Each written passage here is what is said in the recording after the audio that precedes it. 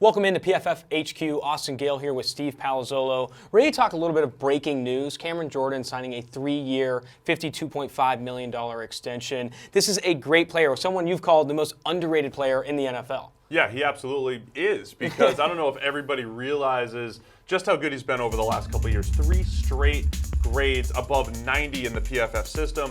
The thing I love about Cameron Jordan is he's done it at edge defender despite having more of a defensive interior type of body. Listed at 6'4", 287.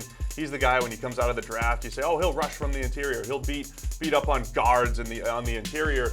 But he plays on the edge and he can beat tackles to the edge. He can win with power. He's excellent against the run.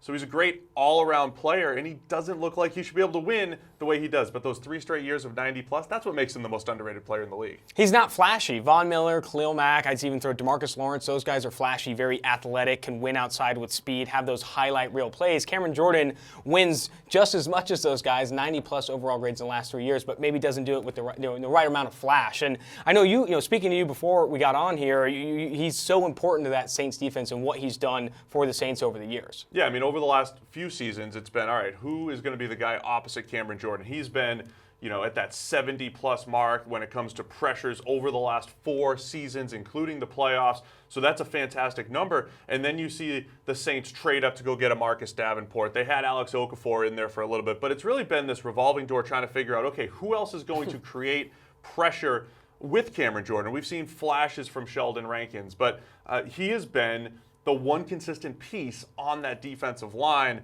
as they still try to figure out all the different pieces around him. If Marcus Davenport hits, if Sheldon Rankins can be consistent, you might see even more production out of Cameron Jordan. But he's been the clear star there. They need a little bit more help from him, though. Sheldon Rankins needs to be consistent and healthy. Obviously got her season-ending injury late last year. And I think Sheldon Rankins, Marshawn Lattimore, there are some young guys that maybe they want to extend in the near future. But with this only having $42 million in guarantees, you could see this being a 2-year deal with a 3rd-year option. He is 30 years old. I think it makes a ton of sense for them to be going all in with Drew Brees, wouldn't you say? It's a fascinating spot that the Saints are in. You've got Drew Brees, so much money tied up in him over the next couple of years. You mentioned the Jordan deal. I think it's conducive to matching up with Brees and his contracts. But then you've got that historic class of 2017 with Alvin Kamara. You've got Ryan Ramczyk.